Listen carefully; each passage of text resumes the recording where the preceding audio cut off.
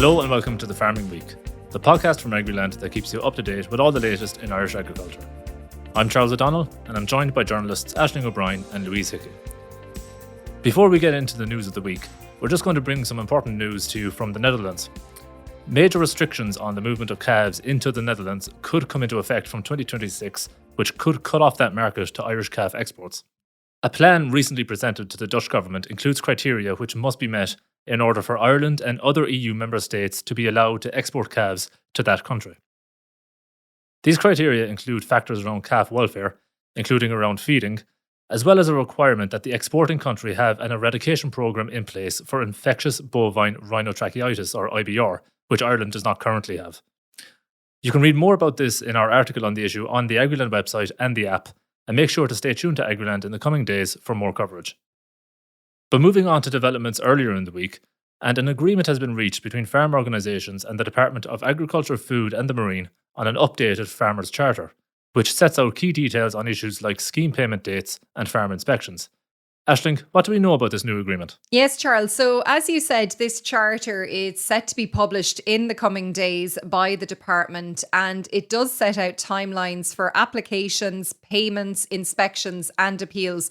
So the agreement can't grant rights where it would affect or change the operation of EU or national law, but it does apply to schemes which are administered by the Department of Agriculture. Now, the department said that the new charter will come into effect immediately on publication. So the Irish Farmers Association, the Irish Creamery Milk Suppliers Association, MACRA, the Irish Cattle and Sheep Farmers Association, the Irish Natura and Hill Farmers Association, and the Irish Cooperative Society, ICOS, all participated in the negotiations on this new charter. And from what we're hearing from those farm organisations, these discussions were lengthy, at times challenging, and at other times they were even fraught, to use the words of ICSA President Sean McNamara. So from the farm organisations, we are being told that the following guarantees are contained in the Farmers' Charter, which obviously it hasn't been published yet, but this is the feedback that we're getting. So farm payments will return to the traditional schedule this year. That is something that we've learned about previously. So this has been enshrined now in this new charter. The areas of natural constraints, A&C payments, will resume on the third week of September, is what we're being told. If deadlines are missed, the Charter Monitoring Committee will convene to resolve issues. The department has given a commitment to fully engage with farm organisations on the development of new schemes and any subsequent changes to scheme terms and conditions. Now, farm inspections, obviously that's something that can cause an awful lot of stress for farmers out there. So for the most part, what we're being told is those inspections will be announced in advance. And in terms of the agri-environmental schemes, it would move from being unannounced now to generally involving up to 48 hours notice being given. But obviously we'll see the nuts and bolts of that when this document is published. Now, inspectors must provide a preliminary report as well before leaving the farm. And that is something that farm organisations have pushed very hard for, Charles, because obviously, you know, a farmer can be very stressed out in the wake of an inspection, not knowing whether they've passed or failed. So there will be some indication of that before an inspector leaves their yard. Now, as I mentioned a little bit earlier, there's a Charter Monitoring Committee, and that includes the department and farm organisations. And it is going to be established to monitor the agreed targets and standards. And Minister for Agriculture, Charlie McConalogue, has appointed Dr. Sean Brady as the independent chair of that committee. And Sean Brady actually presided over the monitoring committee of the previous charter as well. So we are getting obviously a lot of reaction to this, Charles. The Connacht Regional Chair of the IFA, Brendan Golden, who was part of the IFA, he led the IFA negotiating team on this new charter. He said that there was an important addition made to this charter to ensure that schemes are designed in a practical and straightforward way.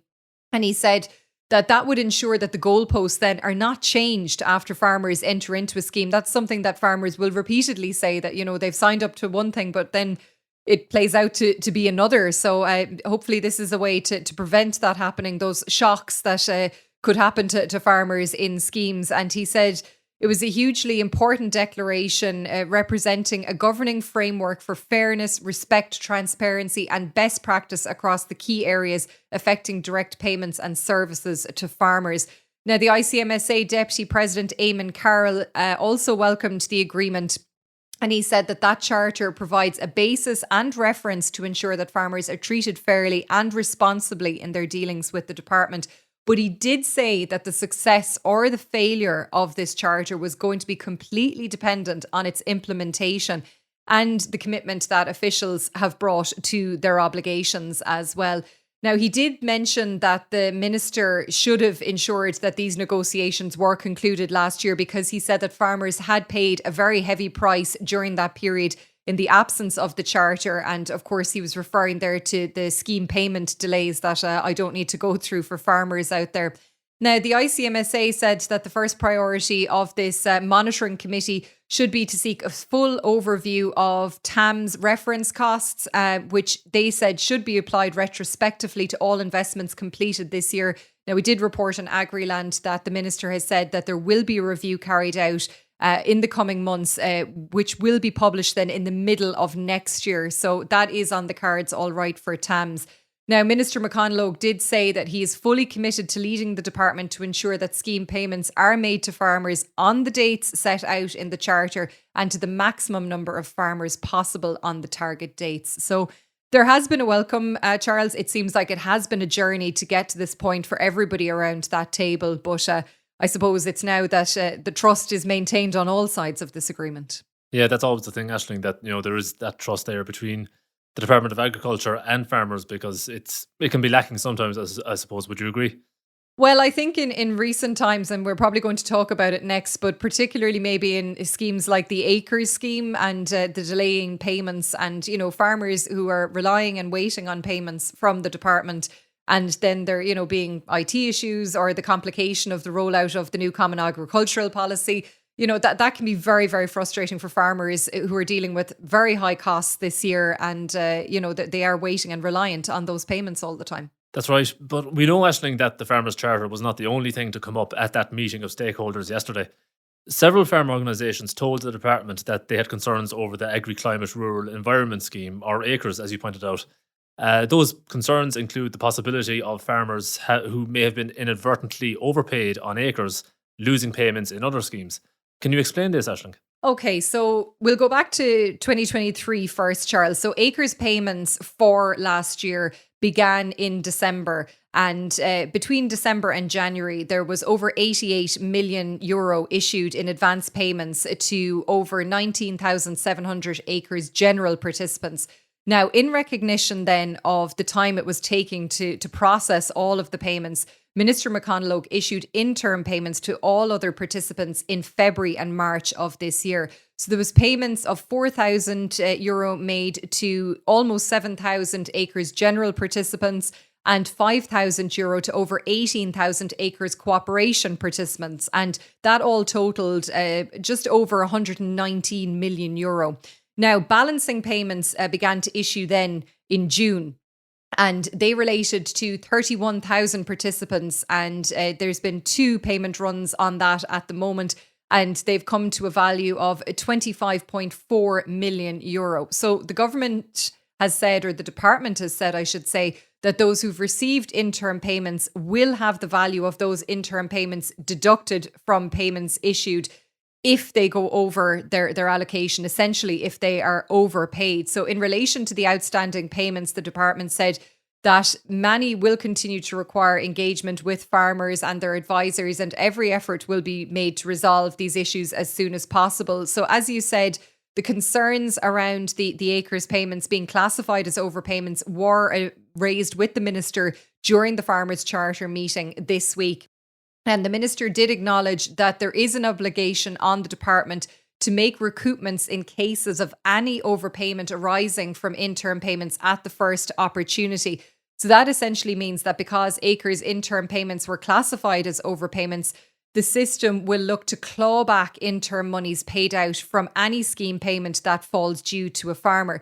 So typically when an overpayment occurs, the money will be clawed back in the next payment run, even if it is in a different scheme. So if that rule is applied, then, Charles, the overpayments in Acres would be clawed back in the ANC payments, the areas of natural constraint scheme payments later this year. Now, the minister did add that he has asked his department to engage positively with any farmer that contacts them to show flexibility in cases of financial hardship. Now, the farm organisations said that this was crucial, and they've encouraged any farmers who may be impacted adversely by this clawback to contact the department as soon as they can.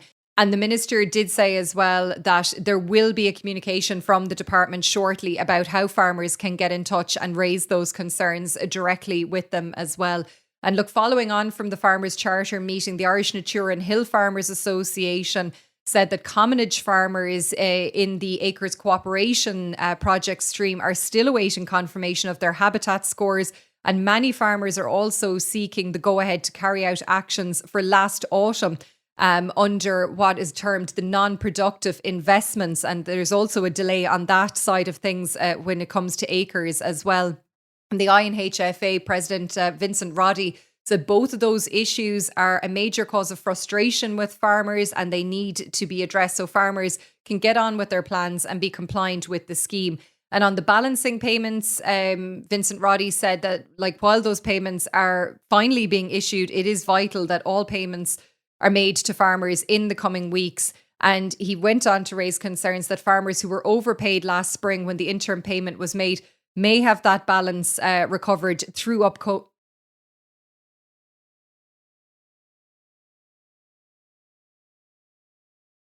And he also said that, and look, just on that possible clawback, Charles, Vincent Roddy said that they could not accept a situation where farmers could see some or all of their ANC payments wiped out because the department, in his words, has been unable to deliver the accurate acres payments to farmers within the expected timeframes. So, there is obviously a high level of frustration among farmers around acres out there. And Vincent Roddy has called for the critical issues around payments, habitat scorecards and actions, including both those NPIs and the landscape actions for commonage farmers, to be addressed sooner rather than later. And I'm sure that will be something that will be raised with the department officials in that meeting as well, Charles. And just while we're on acres, Aisling, we did see a payment run for balancing payments last week, I think, didn't we? Yes, that's true. So it was a second pay run that was commencing in respect of those balancing payments for farmers in acres. And Minister McConalogue said that payments would be issued to 4,404 Acres Tranche 1 participants across both Acres General and Acres Cooperation approaches. And this means that the total that has been paid out now to Acres participants is just over €233 million. But more to come, I'm sure farmers would say out there, especially those waiting for payments. Moving on now, and farmers and contractors are being urged to take immediate action to protect their property, machinery and equipment, especially GPS equipment, after a spate of thefts and attempted thefts over the weekend. What's been going on for the last few days, Aisling? Yes, Charles. So the whole issue of the theft of GPS equipment and other equipment indeed from farms is something that we're unfortunately all too familiar with here on Agriland. And it raised its head again, as you said, last weekend when we reported that Gardaí had launched investigations following a series of GPS thefts from farms in County Wexford. Now, we understand that several farms in the Enniscorthy area had GPS equipment stolen sometime between Friday night, that's June 28th, and Saturday morning, June 29th. So Gardaí confirmed that there were 3 incidents of theft from a vehicle at a premises in the Ball, 1 theft from a vehicle in Glenbrine and another theft from a vehicle in Ballymurn. Now, I spoke to one of the farmers that was impacted by the thefts, Charles, and he told me that the GPS receivers, which would be, of course, on the roof of the tractor, and the screens, which would be in the cab, that had been stolen from his yard were worth up to €30,000. They were taken from 2 of his tractors, which were kept in a secure shed on his yard. Now, he said initially he actually didn't notice that there was anything wrong on Saturday morning, but when he was contacted by a neighbouring farmer to let him know what had happened on their farm, he went to need a better look. Now, he believes that the thieves gained access to his shed by actually prizing open an electric roller door, which had been closed at the time. And then they slipped underneath and went into the shed and stole what they wanted to steal. But he said it appeared that the items were stolen to order and some equipment was left behind and he couldn't understand that. And obviously there is a financial loss with all of this, Charles, but of course, then there's the inconvenience of having any kind of equipment stolen from your yard. And the farmer said that one of the tractors from which a screen was taken was actually being used for spraying at the time. So not an ideal situation to say the very least. Now, interestingly, he also appealed to GPS manufacturers, as an aside, to do more to make equipment like that easier to trace when it's stolen. I suppose essentially maybe GPS for the GPS. I think is that the way that you can track maybe stolen mobile phones or something like that, that something could be built into these receivers and screens to make them maybe easier to track, or maybe a bit useless to thieves if they do steal them. So following on from those incidents in Wexford, we then got word that Gardaí had arrested a man at the weekend who was attempting to steal GPS equipment from a farm in North County Dublin. Now, the Gardaí confirmed that an arrest was made in connection with an incident of theft from a commercial premises in Knoll near Dublin Airport on Sunday, June 30th. Now, the man was charged and he appeared before a sitting of the Central Courts of Justice in Dublin on Monday. Now, the Gardaí haven't provided us with any further details, but sources have told Agriland that the man allegedly attempted to steal GPS equipment from machinery on a farm, and the farmer's on-farm CCTV and security system actually alerted him to the presence of the intruder, who was apprehended and detained by the farmer himself at the location until the Gardaí arrived. Now, it's understood that in court, the man pleaded guilty to the charges arising from that incident, and he was remanded for sentencing at a later date. And look, an application for bail could be made before that, it is understood as well. So, you know, it is unfortunately a spate, as you say, of thefts involving GPS, and maybe a timely reminder for everybody just to have a look at the security on their yard. Yeah, definitely, Aisling. And that's actually what the Irish Farmers Association said just today, with their Deputy President, Alice Doyle, giving a similar warning. What was the nature of what Alice Doyle had to say about this, Aisling? Yes, so Alice Doyle, Charles, said it appears that an organised criminal gang has once again set its sights on the farming sector, and this time out has targeted Dublin and Wexford. And she said the estimated value of the equipment that was stolen was up to €100,000. She praised the work of the Gardaí in relation to the arrest in Dublin, and she appealed to Gardaí to work with other agencies to see if those stolen items could be prevented from leaving the state for Eastern Europe and beyond and returned to their owners. And she said it was very important that this cycle of theft of specialised equipment is stopped. And the association is calling for the establishment now of a dedicated Garda Rural Safety Unit to tackle what has become an international business for organised criminal gangs, Alice Doyle said. Now, the Ukrainian war and the subsequent embargo on Russia has led to a criminal market for the supply of agricultural equipment. And England, Scotland, Wales and Northern Ireland have also been impacted by an increased rate of crime for this type of equipment as well, we were told. And the IFA Deputy President said that Northern Ireland, Scotland and some regions in the UK have dedicated rural crime teams, which their sole purpose is to focus on these type of crimes and to prevent them as well, importantly. And she said they liaise with other agencies and police forces. There's a coordinated approach. And she said that Ireland does need the same. And she has appealed to the Minister for Justice, Helen McEntee, and the Garda Commissioner, Drew Harris, to consider establishing such units around the country. And, you know, something with what has gone on in the last week and a bit, Charles, it's very hard to argue with something like that. Well, next week we will find out who the new leader of the Green Party will be, with two candidates in the running. Agriland reached out to both of them in an effort to get their views about farming and rural Ireland. Minister for Children, Equality, Disability and Integration, Roderick O'Gorman, was unavailable to speak with us, but his opponent, Minister of State for Land Use and Biodiversity, Pippa Hackett, did sit down with Agriland's Louise Hickey for a chat. Louise, what priorities did Minister Hackett identify? Yes, Charles, so from speaking to Minister Pippa Hackett, it seems the main message is that she is there to listen to farmers and that a top-down approach does not work. She said that both Ireland needs a Green Party and that the Green Party needs rural Ireland. One of the main things she did mention was that she'll be calling for nature restoration funding now that the law has formally passed. She said that farmers want to do the right thing for nature restoration and that if no more funding is the answer, that she will hammer on the doors of the new EU commissioners in the agricultural and environmental areas. The minister also said that farmers are working really well collectively to improve water quality. She spoke about her recent visit to Chagas Moor Park, where the riparian margin planting is in use to protect the river on the farm. which acts as a mitigation measure there. She said farmers had seen a lot of support this year, but that the qualities of waterways was not just a farming issue. Here's a clip from the Minister. The awareness about the importance of water quality is really resonating across society now, and it's not just a farming issue, it's an issue for everyone, and it's something people can really relate to. And we've seen the rollout even this year, the announcement of a €60 million water EIP programme to work with farmers, take a catchment-based approach to this. We have involvement of Dairy Industry Ireland, Teagasc and different agencies, and I think that's really important. It'll be interesting to see how that rolls out over the next 5 or 6 years and the impacts of that. But certainly water quality is something I think everyone can get behind. We do need to see our state agencies though step up to the mark. We see farmers working really well collectively. I've seen it firsthand in different areas across the country, and then maybe some spillage or a chemical spill from the likes of Uisce Éireann wipes out the fish in that catchment, and we certainly can't point all the fingers at farmers, absolutely not. We need state agencies, local authorities to play ball too. And Louise, is the Minister feeling confident about her chances?